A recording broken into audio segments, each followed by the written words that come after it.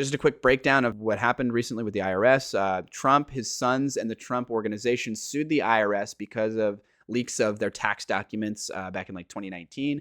It's a civil suit. So he was originally seeking some sort of traditional settlement where I think he was suing for $10 billion and then maybe a settlement of $5 billion. There's a huge corruption aspect there because Treasury Department and the IRS, who are being sued by him, his sons, and the Trump organization, are literally like their lawyers are part of the DOJ, who he appoints the head of, and that head of the executive agency controls. So basically, he can tell who he appoints to the DOJ to appoint a lawyer that's going to defer to him and not follow the rule of law. And just it's a significant conflict of interest.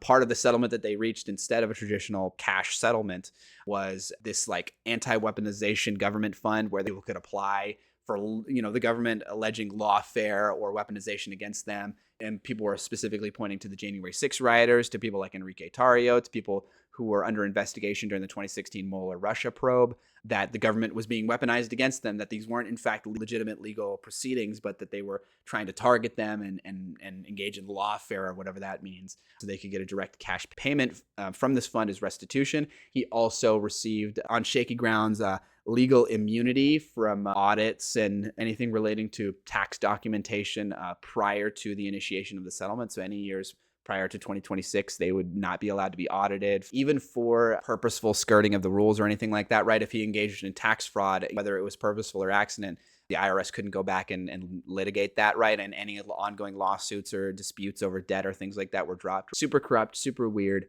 I was arguing that I thought